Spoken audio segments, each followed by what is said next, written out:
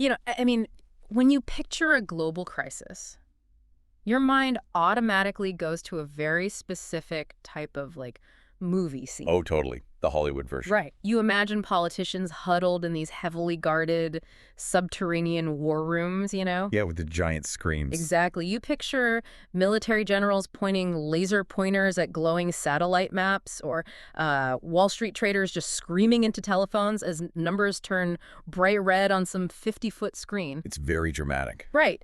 And we have this expectation that the mechanics of a crisis operate at this incredibly high dramatic altitude. Well, I mean, it makes sense. We're kind of conditioned to look at those sweeping scenes of power and consequence because, well, that is where the initial decisions are made. Sure. But the fallout from those decisions, it doesn't stay in the war room. No, it really doesn't. And that is exactly what we are going to unpack today. Yeah. Because when you step away from the television cameras, and look at how the world actually keeps moving during an unprecedented economic shock, the front lines look remarkably grounded. So grounded. I mean, we are currently living through a massive global supply chain and energy crisis. Yeah, it's everywhere. But the real battleground for corporate survival isn't in a boardroom. Often it's on a dusty concrete floor in a distribution center in, Ohio, Right, where a guy on a yellow forklift is just holding a clipboard. staring into a 53-foot metal box, just trying to figure out how to make 60,000 pounds of toilet paper and shampoo fit legally before his shift ends. It is the absolute definition of where macroeconomics crashes headfirst into basic physics Oh, yeah. and human fatigue and just, ground-level logistics. Welcome to the Deep Dive. Today, our mission is to connect a massive geopolitical energy shock to the most granular levels of business operation. We have a lot to cover. We really do. We are looking at a stack of incredibly diverse information today. Which is fascinating. It is. We've got chronologies of the devastating 2026 global fuel crisis alongside highly technical supply chain optimization research from organizations like Provisioni and industry analysts like Tom Moore. Yeah, brilliant stuff. Okay, let's unpack this. We're going to explore how a spike in crude oil prices cascades all the way down to how companies physically load their trucks. And why the concept of empty air has become a massive corporate scandal. To put it bluntly, the margin for error in logistics has entirely evaporated, hasn't it? Completely.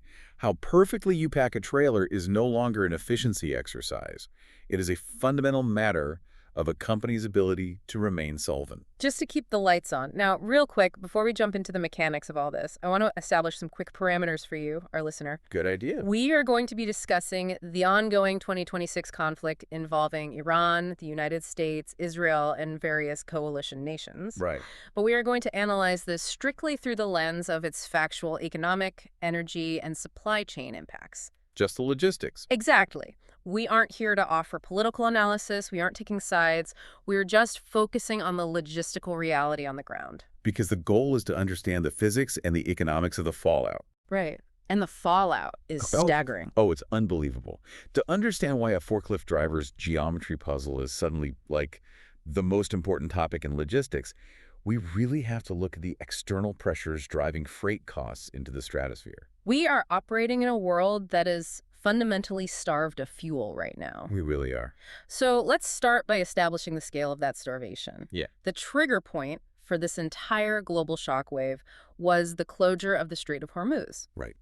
For a quick geographical refresher for anyone listening, this is that incredibly narrow waterway sitting between the Persian Gulf and the Gulf of Oman. Very narrow. I knew it was important, but looking at the actual volume that flows through there is terrifying. Staggering. We are talking about over 20% of the entire world's oil trade passing through a single vulnerable choke point. It is the world's most critical energy artery, period. Wow. And the thing is, the dependency isn't evenly distributed, right? Which makes the geopolitical shockwave even more complex. What do you mean? Well, if you look back at 2024 data, nearly 70% of the oil flowing through that strait was destined for Asian markets. 70%. Yeah, specifically China, India, Japan, and South Korea. Okay. So when that transit route shut down, the International Energy Agency didn't mince words. No, they didn't. They categorized it as the largest supply disruption in the history of the global oil market. That's a huge statement. The head of the IEA publicly called it the greatest global energy security challenge in history. I want to pause on that because, we hear hyperbole all the time in the news. Sure. But the numbers actually back up the panic here. They really do. We watched Brent crude oil spike to a peak of $118.35 a barrel by late March of 2026. Which is just punish him. But it wasn't just crude oil, and it wasn't just the Strait. Right. The conflict expanded to direct strikes on key energy infrastructure. The one that really stands out in the timeline we're looking at is the attack on the Ras Laffan industrial city, liquefied natural gas complex in Qatar.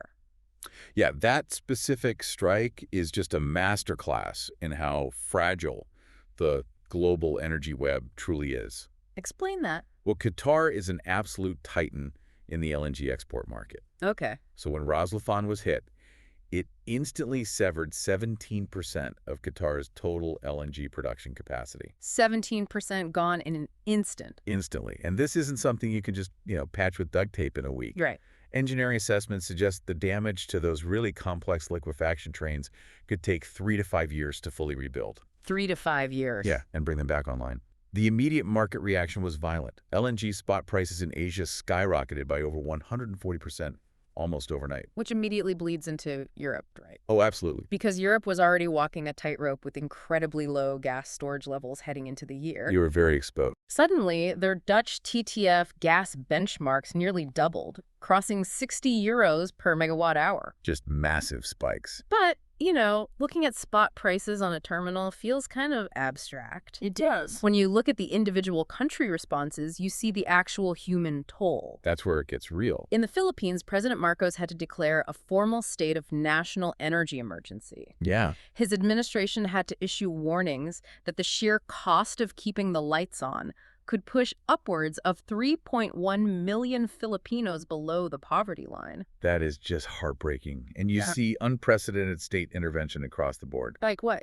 Well, Slovenia became the first European Union country to implement strict physical fuel rationing. Wow. They capped private motorists at 50 liters of fuel per day. Just 50 liters? Yeah. In Ireland, the inflation at the pump triggered nationwide protests that were severe enough to lead to a vote of no confidence in the sitting government. Over fuel prices. Exactly. Even the economic superpowers had to hit the panic button. Yeah. China, which obviously relies heavily on imported oil to keep its massive manufacturing base running. Right. They took the drastic step of halting all of its supplies of refined oil products to other countries. Just completely shut it off. They locked down exports just to protect their internal strategic reserve of 1.23 billion barrels. They had to. And India had to aggressively slash excise duties on fuel because massive lines were forming at gas stations. People were panicky. Yeah, and they needed to stop the panic buying before it completely destabilized their domestic transport networks. And, we haven't even touched on the secondary derivatives of fossil fuels yet. What do you mean? Well, the Strait of Hormuz is the central nervous system for the global fertilizer trade. Fertilizer. Yeah. More than 30% of the world's urea, which is synthesized from natural gas and serves as the bedrock of commercial fertilizer. Okay.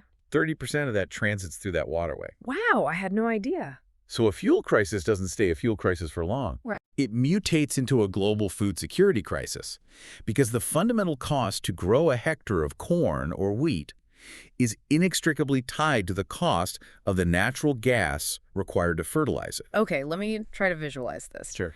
If we think of the global supply chain as this massive high-pressure cardiovascular system, right, like a giant hydraulic system. I like that analogy. The Strait of Hormuz is a main pressure valve or a main artery. Yeah.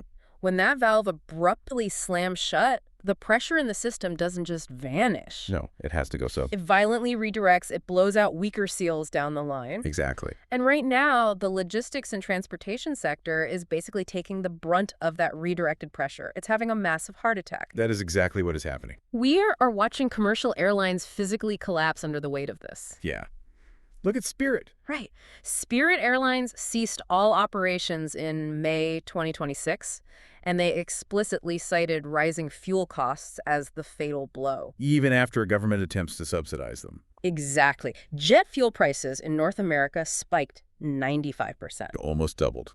And then you have the ground game. Amazon, FedEx, the U.S. Postal Service, they all instantly slapped brutal fuel surcharges on every single package. Which brings us to the operational reality for standard business, right? Right. In a normal, relatively stable year, freight accounts for roughly 70% of a company's total supply chain costs. 70%. Yeah.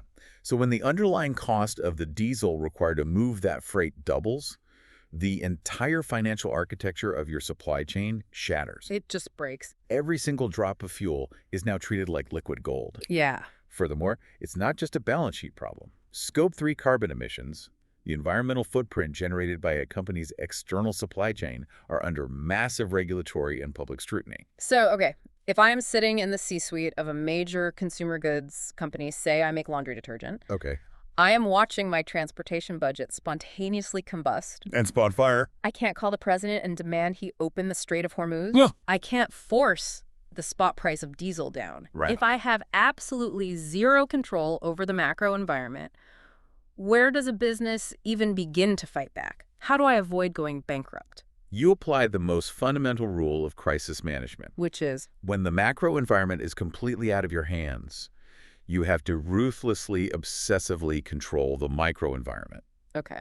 If a truck costs twice as much to run from a plant in Chicago to a distribution center in Atlanta today as it did 12 months ago, Yeah. you absolutely cannot afford to dispatch that truck if it is partially empty. Right. You have to extract the absolute maximum utility out of every single physical asset you put out on the highway. Which, I mean, sounds ridiculously obvious on its face. It does. Just make sure the truck is full before you close the doors. Right. Simple.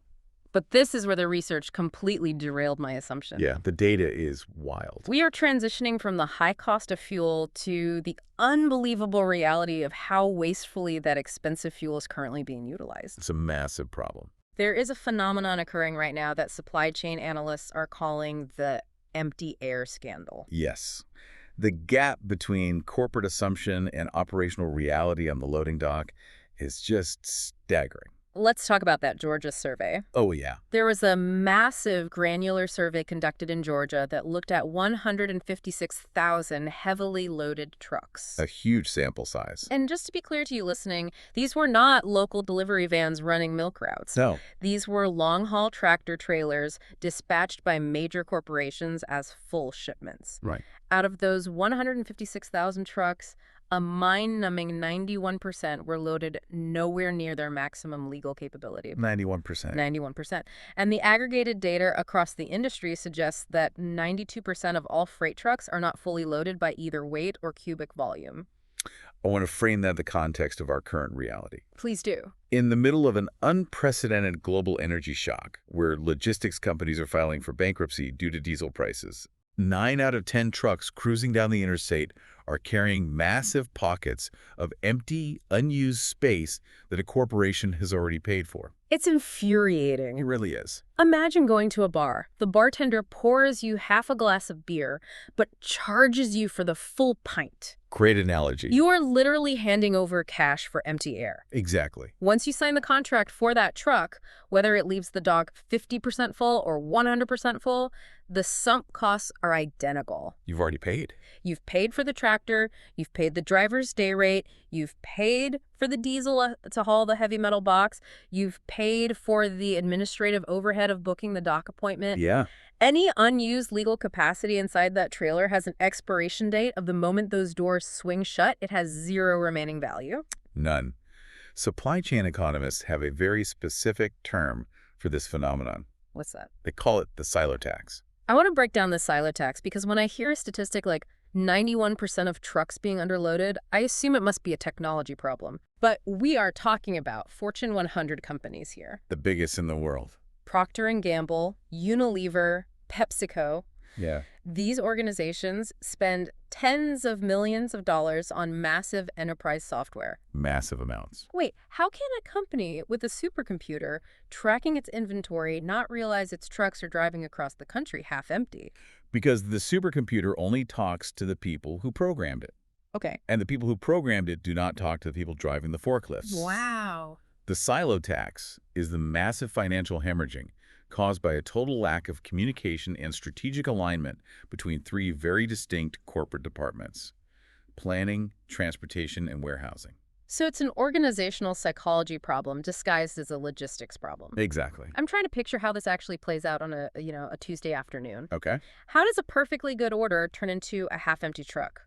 Let's follow the life cycle of a shipment. Walk me through it. It begins in the planning department. Supply chain planners utilize incredibly sophisticated, incredibly expensive software platforms. Right, the supercomputers. Systems like SAP, Kinaxis, Blue Yonder. Yeah.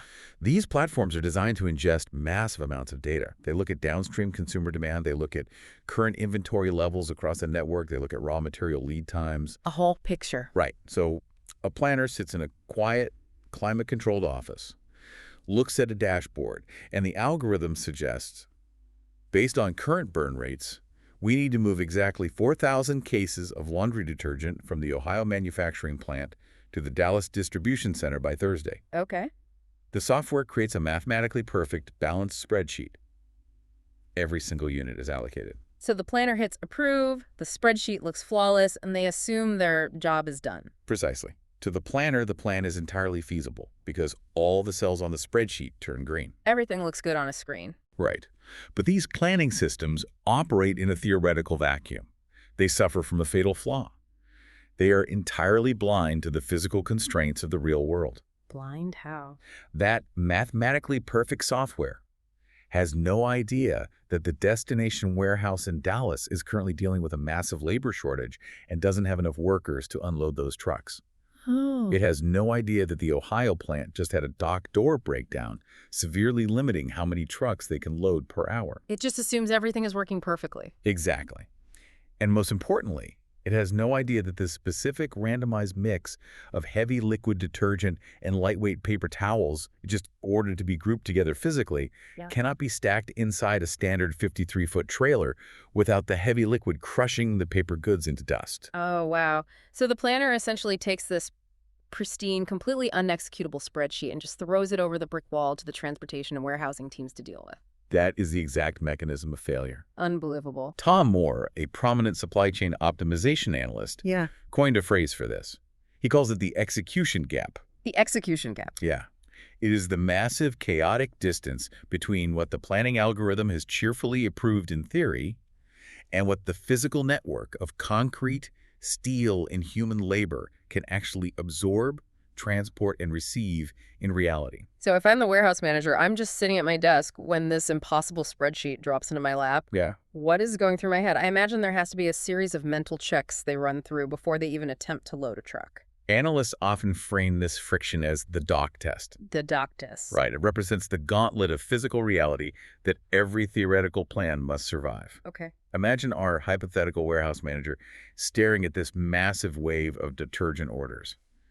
The first hurdle is origin execution. Which means? Do I actually have this product sitting in a pickable location? Do I have enough forklift drivers in the specific shift to pull 4,000 cases from the racks, stage them on the dock, wrap them, and load them? So basic labor and location. Exactly. Because if a planner suddenly spikes the volume, it doesn't just linearly increase loading time. It creates massive compounding congestion. Like a bottleneck. Yeah. Forklifts start getting in each other's way, staging lanes overflow, and the entire floor descends into chaos. Right, it's like a highway.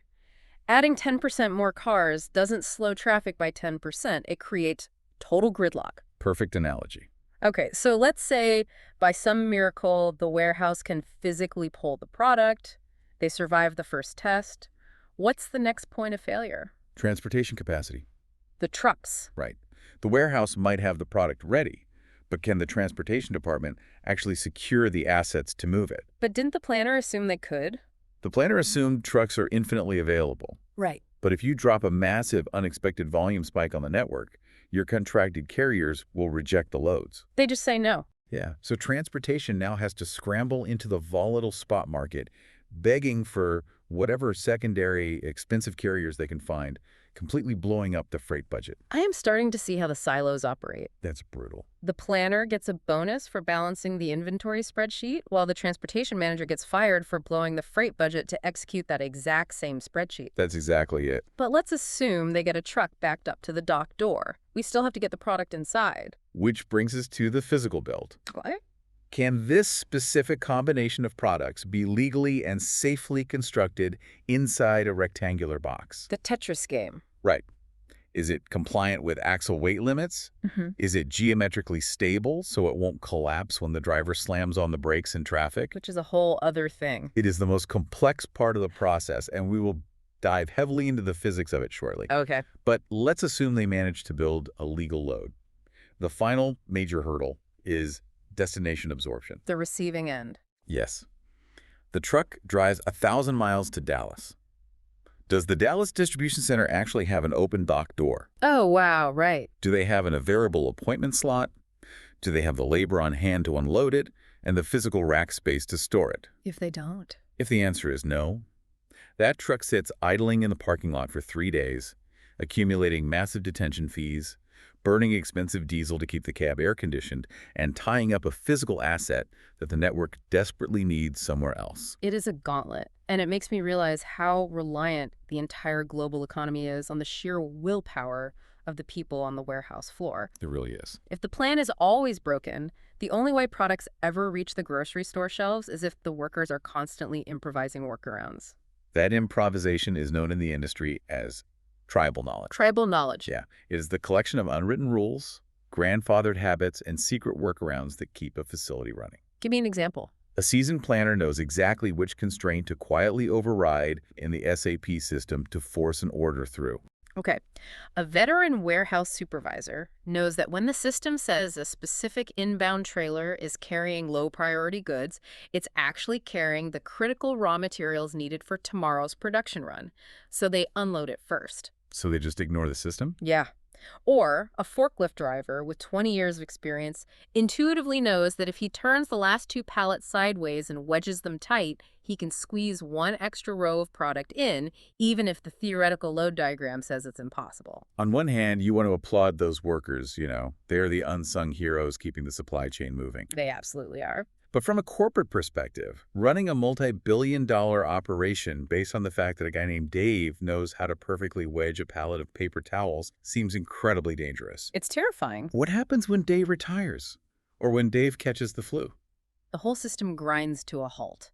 And while these daily heroics seem positive, they actively obscure a massive structural rot. Which is what? Analysts referred to this hidden cost as planning debt. Planning debt. So it's like technical debt in software engineering, where you write messy code just to get the app to launch, but eventually the whole thing crashes because the foundation is garbage. Exactly.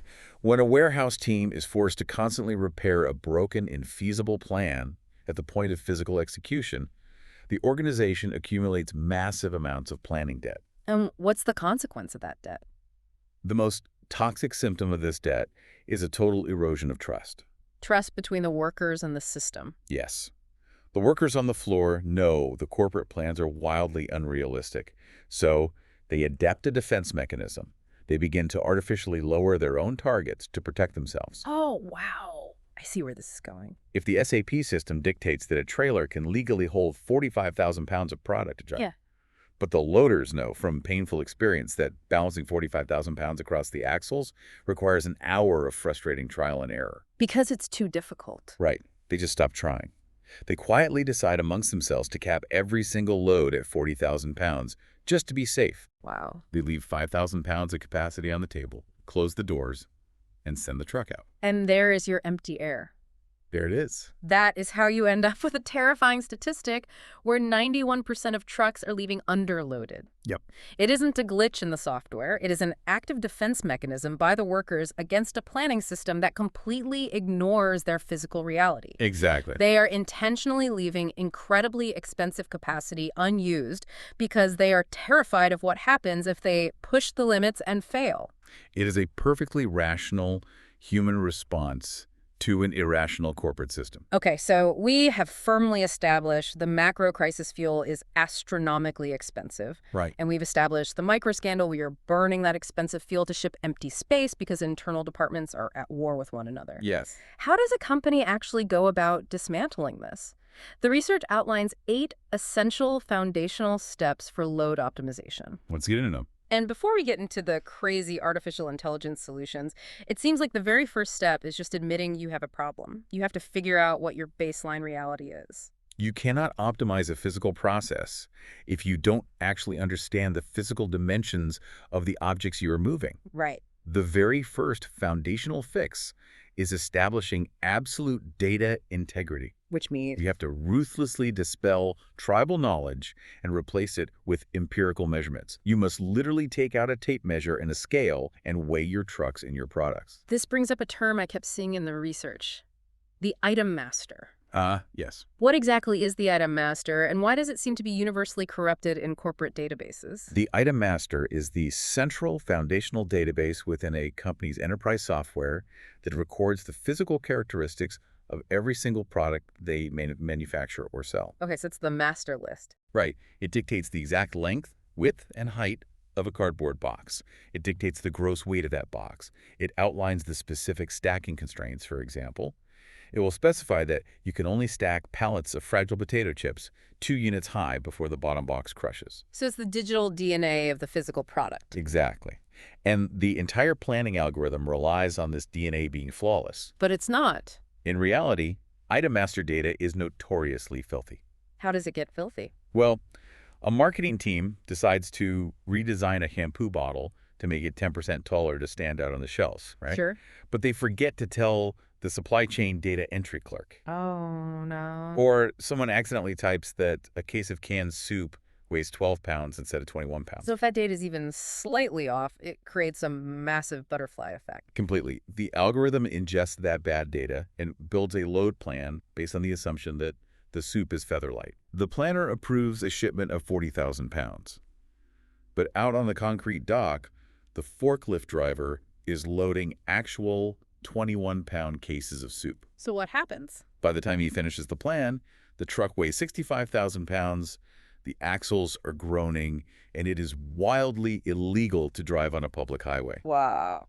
The entire digital plan collapses the moment it touches physical reality. It is the ultimate example of garbage in, garbage out, but instead of a computer crashing, a truck gets impounded by the state highway patrol. Exactly. I read a fascinating example of this in the literature regarding trailer dimensions.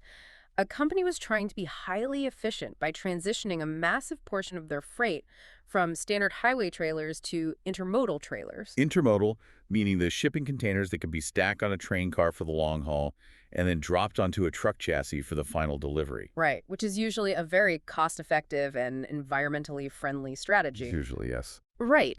On paper, it was a massive win for their freight budget. But they forgot one crucial detail. They didn't measure the inside of the new intermodal trailers. Oh, boy. Because these specific containers were designed for refrigerated goods, they had thick, heavily insulated interior walls. So the exterior footprint was the same, but the internal cubic volume was drastically reduced. Exactly. The interior was several inches narrower than a standard trailer, but the SAP system didn't know that. Because the item master hadn't been updated. Right. So the system happily pumped out load plans that required placing 2 full-size pallets side by side. Which won't fit. No.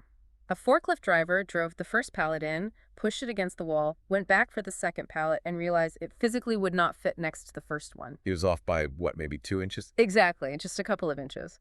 But the entire intermodal strategy disintegrated at the dock door because nobody bothered to use a tape measure. Which highlights just how dangerous unverified assumptions are. Really dangerous. And that leads directly into the next foundational fix, which revolves around how companies interpret statistical averages. Okay. The literature calls this the outlier trap. I found the outlier trap incredibly revealing because it shows how a basic misunderstanding of statistics can bankrupt a company. Walk me through how this happens. It is a psychological trap rooted in risk aversion. Okay. To understand it, we need to look at how a fleet operates. Let's say a massive logistics company utilizes a fleet of 100 refrigerated trucks, commonly called reefers. Reefers got it. The total legal capacity of a shipment is calculated by taking the maximum legal road weight, which is 80,000 pounds in the U.S., and subtracting the tare weight. The tare weight being the weight of the empty tractor, the empty trailer, the fuel in the tanks, and the driver sitting in the cab. Correct. Now, those 100 trucks are not identical clones. Right, they're all slightly different. Some tractors have slightly larger sleeper cabs. Some trailers have older, heavier refrigeration units mounted on the front. So across that fleet of 100 assets, you have a bell curve of available payload capacities. That makes sense. You might have a brand new, lightweight truck that can haul 46,000 pounds of cargo, and an older, heavy clunker that can only haul 42,000 pounds. Exactly. Now let's say that out of the entire fleet, the absolute heaviest, most cumbersome truck, the statistical outlier at the far edge of the bell curve. The clunker. Right. Let's say it has a maximum legal payload capacity of exactly 42,000 pounds. Okay. If you put a single ounce more in that specific truck, it goes over the 80,000 pound limit and gets heavily fined. Bad news. However, the vast majority of the fleet, let's say 76% of the trucks, are much lighter models. They can easily and safely carry 44,500 pounds of cargo. Okay, I see the trap forming here. The planners in the corporate office want to standardize the process. They don't know which specific truck is going to show up at the dock door on any given Tuesday. Because of the total disconnect between the planning software and the physical dock, the corporate planners are terrified of a scenario where they plan a heavy 34,000-pound load and that one heavy clunker truck happens to be the one that pulls up. Just by bad luck. Right. If that happens, the load is illegal, the truck gets stopped, fines are issued, and the delivery is late. So what do they do? To completely eliminate that risk, the planners make a mathematically disastrous decision. They set the maximum load target for the entire network at 42,000 pounds. For all the trucks. For all of them. They base their entire strategic operating model on the absolute weakest, worst-performing asset in their fleet. It is absolute madness. It is. It is the equivalent of penalizing an entire classroom of brilliant students, forcing all of them to take a remedial math class just because one kid in the back row forgot how to do long division. That's a perfect way to put it. You are intentionally, purposefully underloading 99% of your trucks by 2,500 pounds, just to guarantee that one heavy outlier never gets a ticket. You are institutionalizing the shipping of empty air. How do you convince a risk-averse corporate culture to break that habit? Yeah. Because nobody wants to be the guy who authorized the overweight truck that made the evening news because it collapsed a small bridge. You have to force a cultural shift from fear-based planning to data-driven probability. Which means sitting them down with the math. Exactly. You sit the planners down and explain the math. You instruct them to aim for the median capacity, not the minimum. Right. You set the network target at 44,500 pounds. Will there be a day when the heavy outlier truck shows up to take that load? Probably. Yes, inevitably. Yeah. And on that day, the forklift driver will have to physically hold back 1 or 2 pallets of product and leave them on the dock to keep the truck legal. Which feels like a failure in the moment. It feels like a failure to the warehouse worker, but mathematically, it is a massive victory for the corporation. Because of the aggregates. Right. The minor cost of occasionally delaying a single pallet on 1 out of 100 trucks is vastly, exponentially cheaper than intentionally leaving a pallet off of every single truck every single day across the entire network. But the only way a company can even realize they are caught in the outlier trap is if they are actively tracking how full their trucks actually are. Which they don't do. Which brings up another metric from the research. Vehicle fill rate, or VFR? Measuring vehicle fill rate accurately is the ultimate foundational fix. And it is shocking how few companies do it well. Really? Many logistics departments don't track it at all. They just track whether the truck left on time. Wow. Or, even worse, they track VFR, but they measure it against those artificially lowered targets. Right. If the terrified planning department mandates that the target is 42,000 pounds and the warehouse successfully loads exactly 42,000 pounds, the VFR dashboard turns bright green. Yep, 100% full on paper. The KPI looks flawless. Yeah. The executives review the chart, everyone gets a pat on the back, and the warehouse manager gets a performance bonus. While losing money. Meanwhile, the truck is blasting down the highway with 3,000 pounds of empty air. The company is hemorrhaging freight costs, and they are burning unnecessary diesel in the middle of a global energy crisis. It is a perfectly constructed illusion of efficiency. It is a self-congratulatory cycle of waste. Yeah. And that illusion is fiercely protected by the people on the floor, because the fear of what happens when you miscalculate the physical limits of a truck is intensely real. The penalties are severe. Which transitions us into the most technical and frankly the most daunting aspect of this entire process for the frontline worker. We need to talk about the physics of freight. Oh, the physics. Let's get into it, because the reason these companies fall into the outlier trap, the reason the forklift drivers artificially lower their own loads, isn't just because they are lazy or incompetent. No, not at all. It is rooted in a very legitimate fear of state highway patrols, way stations, and massive financial penalties. Absolutely. We need to explore how the law actually dictates the physics of a truck, and the research highlights a very specific nightmare for the logistics industry: the California rules. To understand the California problem, we first have to establish the federal baseline. Okay. When a truck drives on the U.S. interstate system, it is governed by federal weight limits designed to prevent commercial vehicles from physically destroying public infrastructure roads, overpasses, and bridges. Right. As we mentioned, the hard ceiling for a standard 5-axle tractor-trailer is 80,000 pounds gross vehicle weight. But it isn't just a matter of throwing 80,000 pounds of product into a box and calling it a day. The federal government cares deeply about how that weight is distributed across the pavement. Exactly. The weight must be dispersed. The federal formula dictates a maximum of 12,000 pounds of pressure on the steering axle, the two front wheels of the cab that control direction. 12,000 there. You are allowed a maximum of 34,000 pounds on the drive axles, the 8 wheels located under the back of the cab that actually propel the vehicle. 34,000 there. And finally, you are allowed another 34,000 pounds on the trailer tandem axles, the 8 wheels, located at the very back of the trailer. So 12,000 plus 34,000 plus 34,000 equals the 80,000 total. Exactly. That seems fairly straightforward. It is, until individual states implement their own nuanced geometry laws on top of the federal weight limits. And California. And California has implemented an axle placement law that completely breaks the brains of supply chain planners across the country. Break it down for us.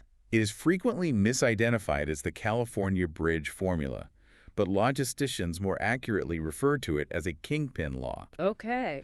California legally mandates that the rearmost axle of a trailer can be positioned no more than 40 feet away from the kingpin. Let's pause and define the anatomy here for anyone who hasn't spent time crawling underneath an 18-wheeler. Yeah. What exactly is a kingpin? The kingpin is the massive, heavy-duty steel pivot point protruding from the underside of the front of the trailer. Okay. It is the vital coupling point. When a tractor backs up to a trailer, the kingpin slides into and locks securely inside the fifth wheel, the horseshoe-shaped plate mounted on the back of the tractor. So it's the literal connection point between the engine and the cargo. Yes. So California law dictates that the back wheels of the trailer have to be slid relatively far forward. They cannot exceed a 40-foot distance from that front connection point. Right. Why does the state care so much about where the wheels are? It is designed to tighten the turning radius of these massive vehicles so they can navigate smaller intersections and winding mountain roads without cutting curbs or wandering into oncoming traffic lanes. Okay, that makes sense from a safety perspective. It does, but by forcing the wheels forward, California introduces a massive complication involving the physics of moments. The research used a brilliant analogy to explain this, and I want to spend some time on it because it completely changes how you view a truck driving down the highway. The seesaw analogy. Yes, they compared a 53-foot trailer to a playground seesaw. Break down the mechanics of that for us. It perfectly illustrates the leverage problem.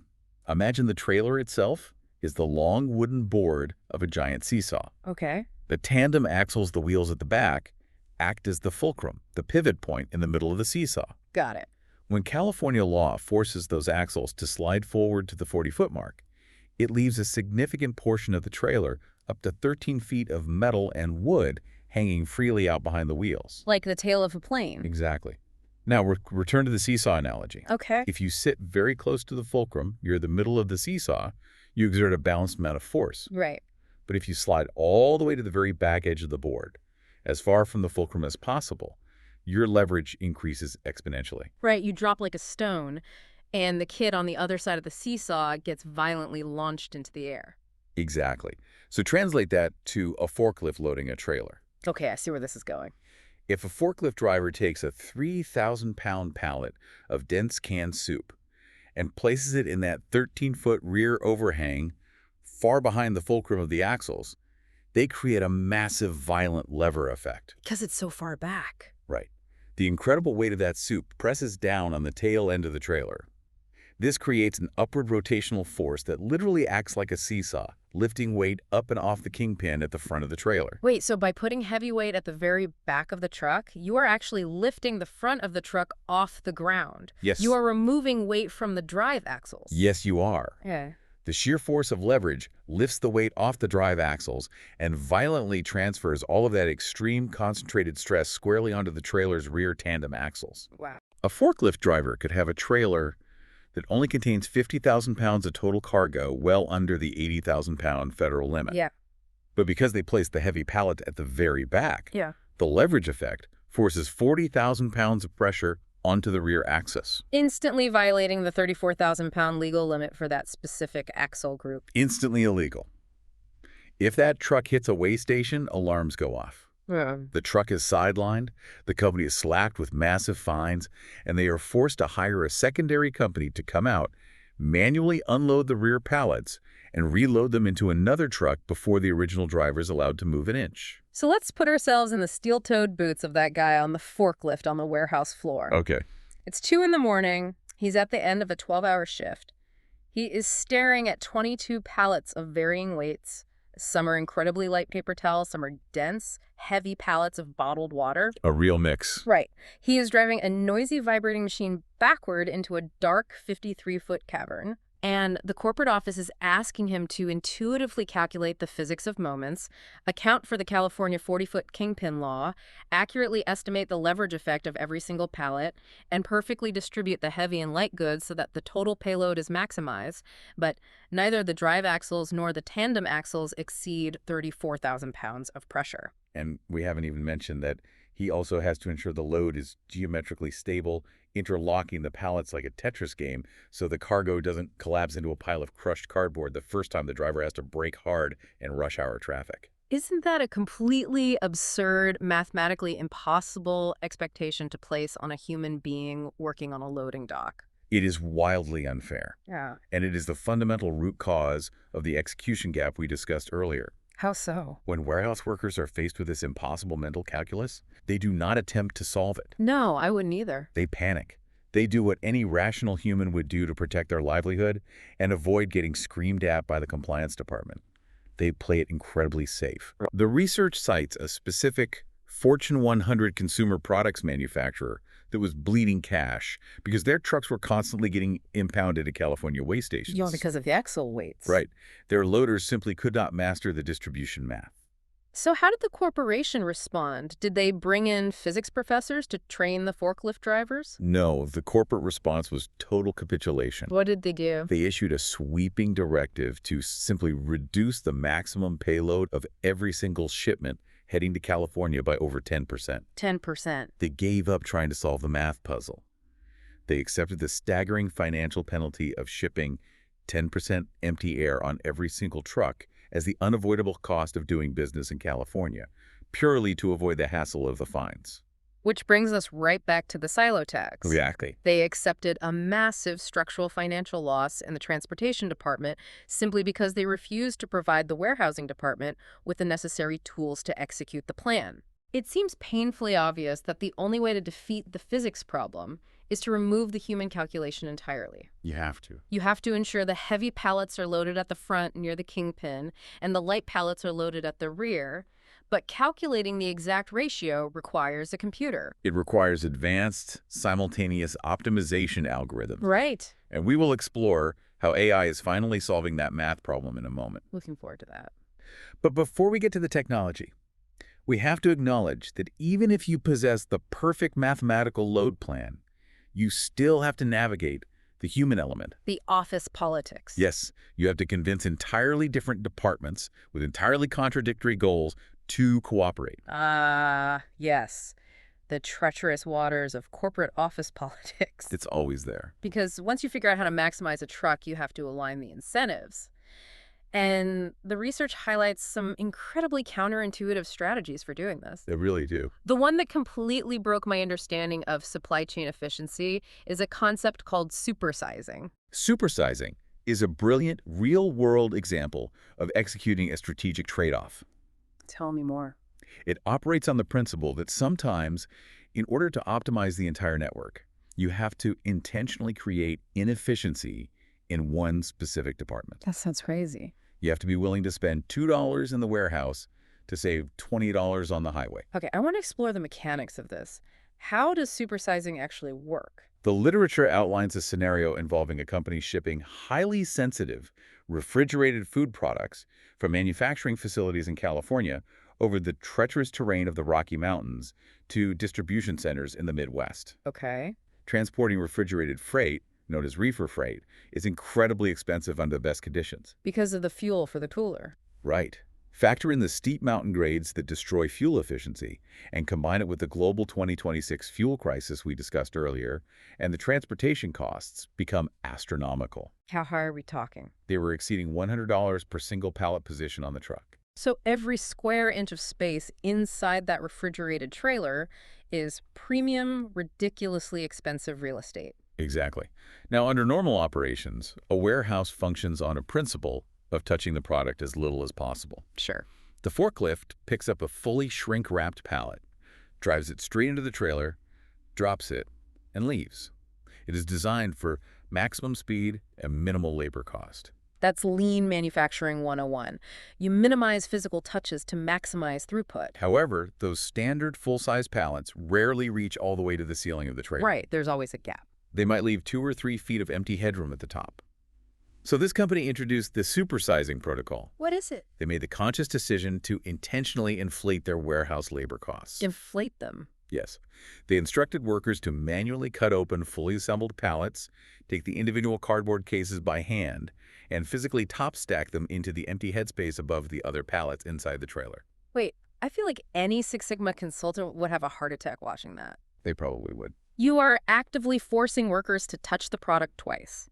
You are drastically slowing down the velocity of the loading dock. Yes. You are actively choosing to increase warehouse labor costs, which is usually the one metric warehouse managers are obsessed with lowering. That's the conflict. How do you possibly convince a grizzled warehouse manager whose annual performance bonus is entirely dependent on keeping labor costs down to agree to this? You have just perfectly articulated why the silos exist and why they are so destructive. Because they're fighting each other?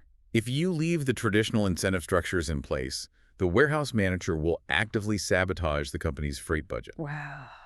They will flat out refuse to top stack the product. They will load the truck as fast as possible, leave the expensive headroom completely empty, proudly hit their internal labor metric, collect their bonus, and send a partially empty truck over the Rockies, costing the transportation department thousands of dollars in wasted fuel. So the micro incentives of the manager are actively destroying the macro survival of the corporation. Precisely.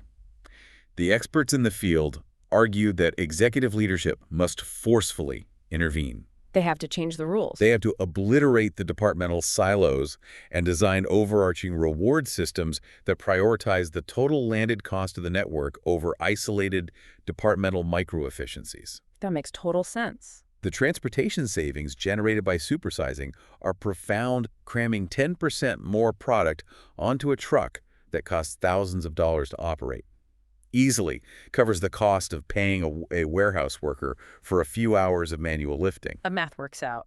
But the warehouse manager must be financially rewarded for contributing to that overall network victory rather than being punished by an archaic labor budget metric. It requires a fundamental rewiring of corporate culture. Absolutely. And it's not just operations and transportation that need to be rewired. The research aggressively points the finger at the two departments that usually consider themselves above logistics: sales and marketing. Oh, the conflict between sales and logistics is legendary. I can imagine. Marketing and sales are incentivized purely on revenue and customer satisfaction. Right. Their instinct is to never say no. Right. If a major retail customer calls and says, "We want to order exactly 3/4 of a truckload of product," the sales director will instantly reply, "Yes, absolutely. We value your partnership. We will ship that out this afternoon." Meanwhile, the logistics director is in the back office pulling their hair out, screaming, "We are going to lose money on this entire account because I have to pay for a full truck to ship a partial load." Exactly. The research mandates that sales and marketing must be integrated into the load planning process. They have to talk. If your terms of sale do not actively encourage or incentivize your customers to purchase in quantities that mathematically align with the geometry of a standard 53-foot trailer, The entire company loses margin. It makes sense. You can't have sales selling a volume of product that equals 1.1 truckloads. Yeah. Because then you are forced to pay a massive premium to hire a secondary, less than truckload carrier just to ship those awkward 3 extra pallets. It's terribly inefficient. How do companies align that? The most effective companies restructure their pricing architecture. They collaborate with sales to establish strict order guidelines. Like what? They might implement a strategic discount, offering the customer a small percentage off the invoice if they agree to bump their order up from 3/4 of a load to a full, maximized truckload bracket. You essentially bribe the customer to help you maximize your physics. Yes, you share the transportation savings with the customer to ensure the geometry works for everyone. That's smart. It demands a unified, transparent view of the entire supply chain, extending from the initial customer negotiation all the way down to the forklift driver. Okay, so we've established the ideal scenario. Right. You fix the underlying data, you respect the brutal mathematics of axle weights, and you force all the warring corporate factions to align their incentives. In a perfect world, yes. But what happens when you strip away the safety net entirely? Things get chaotic. What happens when you are operating in an environment so fast and chaotic that you don't even have a warehouse to stage things in? This feels like the ultimate boss battle of logistics. Direct shipping. Direct shipping is unquestionably the most volatile, chaotic environment in the entire supply chain ecosystem. Set the scene for us.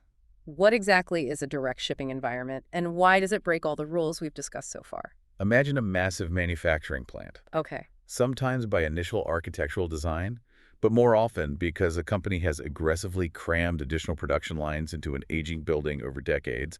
The plant has virtually zero internal warehouse space. No storage. There are no massive racks to store inventory. As soon as a product, let's say it's cases of bottled water, comes off the roaring manufacturing line and gets wrapped in plastic, it cannot sit on the floor. Where does it go? It must be driven by a forklift directly from the end of the conveyor belt straight into a waiting truck at the dock door. Wow, so you don't have the luxury of pulling 20 pallets out into a staging lane, staring at them, consulting a spreadsheet, and figuring out the perfect geometric Tetris puzzle before you begin loading. Not at all. You are attempting to build the puzzle in real time, while the pieces are literally still being manufactured. That's insane. The challenges here are staggering. Yeah. How do you know exactly what product is going to come off the line next? Right.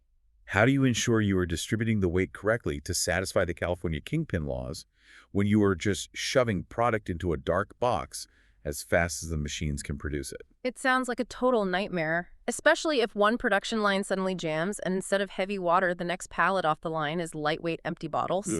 Your entire weight distribution plan is instantly destroyed. Which is exactly why relying on human intuition, manual spreadsheets, and tribal knowledge completely collapses in a direct shipping environment. It's just too much variables. The speed and variability exceed human processing capacity.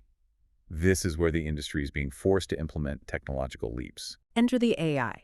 The literature details a highly specific suite of software solutions designed to tame this chaos, pioneered by a company called ProvisionEye. ProvisionEye. They utilize 2 primary tools: LevelLoad, which functions as an agentic AI network capacity planner, and AutoO2, which acts as an automatic load optimization engine. Let's unpack these because the phrase agentic AI gets thrown around as a buzzword constantly. What is this software actually doing in a practical sense? Let's begin with LevelLoad. Remember the execution gap we discussed? The massive disconnect between the theoretical plan and physical reality. Right. LevelLoad is an AI agent designed to bridge that gap autonomously. It intercepts the unconstrained, mathematically perfect spreadsheet generated by the primary planning system like SAP. Okay. But before it sends that plan to the warehouse, LevelLoad cross-references it against the physical realities of the current network. So it checks to see if the plan is actually a hallucination. How does it know what reality looks like? It communicates directly with the other siloed systems. It pulls data from the TMS, the Transportation Management System, which is the software used to track carrier availability and spot market freight rates. Okay. Simultaneously, it pulls data from the WMS, the Warehouse Management System, which tracks the exact number of available dock doors and the current labor headcount on the floor. So instead of the planner just blindly throwing the impossible spreadsheet over the wall, LevelLoad catches it, analyzes it and says, hold on, this is physically impossible. Exactly. It operates as an overarching autonomous intelligence. Its primary function is to smooth out the volatility of the network. How does it smooth it out? For instance, if the initial planning system demands a massive, chaotic surge of shipments at the end of the month to hit quarterly revenue targets, level load will analyze the next 30 days and intervene. It pushes back. It mathematically determines we do not have the physical truck capacity or the dock door throughput to execute this spike next week. To prevent a systemic failure, we must autonomously pull high-priority shipments forward to today and delay low-priority stock replenishment shipments until next month to ensure a leveled, continuous flow of goods. Wow. It transforms an impossible, high-stress plan into a cost-feasible, executable reality. Okay, I understand how level load gets the correct amount of product to the correct dock door without causing a traffic jam. Right. But you still have the ultimate physics problem. You have to get that product safely inside the trailer. Yes. That is where Auto O2 steps in. The research refers to it as an execution compass, which I think is a brilliant visualization. How does the compass work? Auto 2 is designed to completely eradicate the mental burden placed on the forklift driver. The impossible math. It tackles the impossible physics problem that we established was unfair to expect a human to solve in their head at 2 in the morning. How does it solve it? It utilizes incredibly advanced linear programming, reinforcement machine learning, and complex heuristics to simultaneously solve for weight distribution, cubic maximization, legal axle limits, and physical damage mitigation. That word simultaneous feels critical. It isn't just a basic program trying to cram the truck full and then running a secondary check to see if the axles are overloaded. It is calculating all constraints concurrently. In a single, rapid computational pass. Incredible. It ingests the flawless dimensional and weight data from the sanitized item master. Right. Step 1. It queries the database to ascertain the exact tare weight of the specific tractor and trailer assigned to that specific dock door. So it accounts for the outliers. Yes, it maps the geographical route and applies the specific state laws, like the California 40-foot Kingpin Rule, that the truck will encounter. It knows the laws. And it calculates the absolute maximum mathematically perfect combination of pallets that can fit into that trailer legally and safely. But all that math is useless if it stays locked in a computer. The magic here has to be how it bridges the final gap to the concrete floor. It can't just hand a forklift driver a spreadsheet full of axle weights. No, it translates the complex calculus into radically simple visual instructions. Like what? It generates high-resolution, 3-dimensional and 2-dimensional load diagrams. It is transmitted directly to a tablet mounted on the forklift. So they can see it while they drive. Exactly. The screen shows the driver precisely, down to the inch, where to place every single pallet. Wow. It might illustrate a complex pinwheel pattern for overhanging pallets, locking them together like puzzle pieces to prevent shifting. Smart. It ensures the heavy liquid pallets are placed at the nose near the kingpin, and the lightweight goods are staged at the rear, perfectly balancing the physics of moments without the driver having to do a shred of math. So if I can play devil's advocate for a second. Go for it. If I am looking at this from a labor perspective, what does this actually mean for the human being on the floor? Are we just stripping away the skill and craftsmanship of a veteran loader? Yeah. Are we turning highly experienced forklift drivers into mindless biological robots, just blindly following a glowing 3D iPad screen? It is a profound philosophical concern regarding automation, but the logistics experts reframe the narrative completely. How does they reframe it? It is not about devaluing their skill or turning them into robots. It is about liberating them from the crushing anxiety of planning debt. The fear. And you have to remember, these workers were artificially lowering the loads. They were shipping empty air because they were terrified of making a mathematical error that would result in a massive corporate fine or a collapsed load that could injure someone. Right. The mental exhaustion of trying to do calculus while operating heavy machinery in reverse. Exactly. By providing a mathematically validated, crystal clear visual plan, you completely eliminate that baseline anxiety. You give them peace of mind. You replace fragile tribal knowledge with a robust, repeatable system. It empowers a brand new 22-year-old worker on their first week of the second shift to build a load just as perfectly, just as legally, and just as safely as the veteran who's been doing it for 20 years. It levels the playing field. It elevates the baseline execution capability of the entire facility. And the real-world impact of that elevation is difficult to argue with. The literature highlights a specific case study involving Unilever. Yes, the Unilever data is great. By implementing this simultaneous AI optimization and providing visual guidance directly to the dock floor, they drove their truck utilization rate up to an astonishing 98%. Almost perfect. But the truly staggering headline number comes from the aggregated provision eye data. They cite that their platform has successfully eliminated 88,000 trucks from the road. 88,000 physical truckloads of empty air that no longer need to be dispatched. Let's contextualize that with where we started this A conversation. macro shock. Think about the 2026 global fuel crisis. When the Strait of Hormuz is closed, when diesel is being rationed, when Brent crude is sitting at $118 a barrel, eliminating 88,000 truck trips is a mind-bending financial windfall for a corporation. It's survival. And from a purely environmental standpoint, the immediate, tangible reduction in Scope 3 carbon emissions is profound. It serves as a powerful reminder that the most effective, highest impact sustainability and efficiency initiatives aren't always found in flashy experimental technologies. Sometimes it's much simpler. Sometimes the greenest, most profitable thing a multi-billion-dollar corporation can do is just figure out how to efficiently pack a cardboard box into a metal rectangle. It is an incredible realization. So let's zoom out and trace the complete arc of this journey. We've covered a lot of ground. We started at the absolute highest macro level in the geopolitical war rooms, analyzing the closure of the Strait of Hormuz and a devastating global energy shock that is crippling sovereign economies and bankrupting airlines. Wow. We followed that pressure wave down to the micro level, exposing the scandal of 91% of trucks driving around half empty simply because internal corporate silos refused to share data. We dissected the execution gap, the incredibly dangerous space between a planner's theoretical spreadsheet and the unyielding physical reality of a warehouse dock. The dock test. We established the necessity of verified data, the mathematical peril of the outlier trap, and the incredibly complex leverage calculations required to navigate the physics of moments and the California Bridge formula.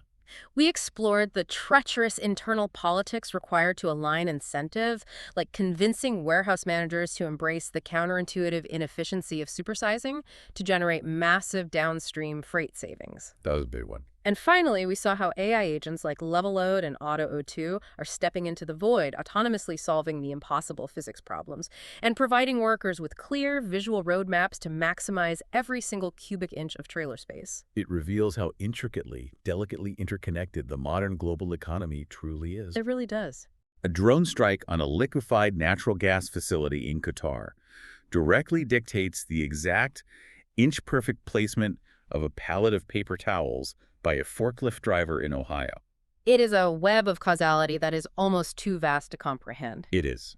And exploring it leaves me with one final, slightly provocative thought to consider. Let's hear it. If artificial intelligence systems like AutoO2 can so perfectly optimize how we arrange our existing pre-designed boxes into a standard 53-foot trailer to survive a global energy crisis, Yeah. what happens when the AI is given more authority? Oh, that's an interesting question. How long is it until the logistics algorithm looks upstream, walks into the marketing department, and tells the manufacturing engineers that they must entirely redesign the physical shape of the product itself? Just to fit the truck better. Exactly. Yeah. If shaving an inch off the primary packaging allows the algorithm to fit 10% more product in the truck, will they do it? Are we accelerating toward a future where the relentless mathematical demands of logistics completely wag the dog of product design? It is an entirely plausible horizon. When total network optimization becomes the fundamental driver of corporate survival, absolutely every aspect of a product's life cycle, including its physical geometry, is subject to ruthless revision by the algorithm. It's definitely something to think about the next time you pick up a strangely shaped bottle of shampoo or a box of cereal at the grocery store. Absolutely. Thank you so much for joining us on this deep dive. Stay curious, keep questioning the hidden systems operating around you, and take a much closer look at the invisible logistics happening every single time an 18-wheeler rolls past you on the interstate. Thanks for having me. Because as we've seen today, sometimes the true front lines of a massive global crisis aren't found in a war room. They're found on a concrete dock, as human beings try to force the complex mathematics of the world to fit inside a metal box. See you next time.